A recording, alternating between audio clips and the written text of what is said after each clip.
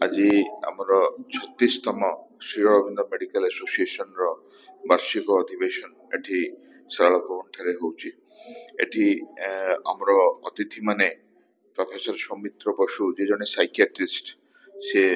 आमर नमः new approaches to medicine and health तार एडिटर अछंती आ Shri Aurobindo institute of integral health रो डायरेक्टर अछंती से आज मुख्य अतिथि अछंती आ आमर परिवार रो समस्ते जेमती प्रोफेसर श्यामा कानूनगो डॉक्टर सुधीर ब्रह्मा डॉक्टर प्रशांत नंद डॉक्टर बादल मोहंती और आमर इनवाइटेड स्पीकर्स भलेंदु वैष्णव सर योगेश मोहन सर और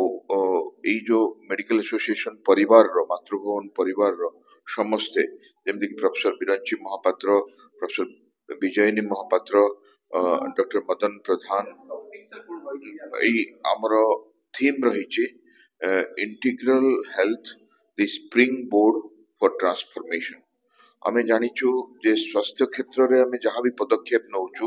आमे आध्यात्मिकता थारु दूरे जाउछु, किंतु जदि आमे इंटीग्रल हेल्थ प्रैक्टिस करिवा जोठी की योगो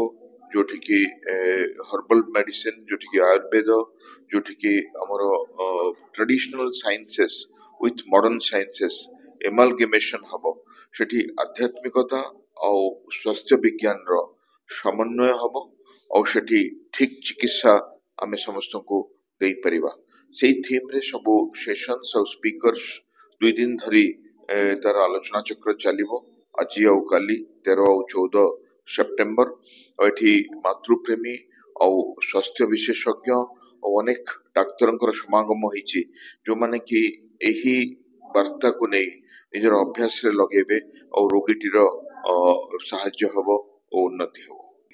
आलोचना आम करूँ 36 all Odisha Shri Aurobindo medical association तार सब्जेक्ट होची इंटीग्रल हेल्थ ये स्प्रिंग बोर्ड फॉर ट्रांसफॉर्मेशन। तार अर्थ होची इति योगी जेमती निज स्वास्थ्य को प्रस्तुत करे इंटीग्रल हेल्थ कहूँ गोटे पूर्णांग स्वास्थ्य प्रकृत आगर पूर्णांग शिक्षा थिला आम राज्य में पूर्णांग योग थिला पूर्ण योग पूर्ण शिक्षा पूर्णांग शिक्षा बर्तमान पूर्णांग स्वास्थ्य के प्रैक्टिकली 3टा जाक ही समान कथा कहीं भविष्य मनीष जो रोगग्रस्त हो रोगग्रस्त हम ना नुआ प्रकार मनीष जाति सृष्टि नुआ प्रकार मनीष जाति सृष्टि से आसती जो नूतन धारा आध्यात्मिक धारा से धारा हूँ मनीषर एक सर्वांग परिवर्तन हम तार शरीर प्राण मन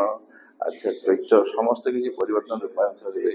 एवं आग नुआ प्रकार मनीष सृष्टि हो से अति मानव कहते यहाँ भविष्य सुनिर्दिष्ट निश्चय हम कारण जब पशु पर मनीष अनिवार्य हम मनीष पर आउ गोटे जाति हे डाक्तर मानकर जो अधिवेशन हो अधिवेशन में गोटे सचेतनता सृष्टि करा जो सचेतनता भाव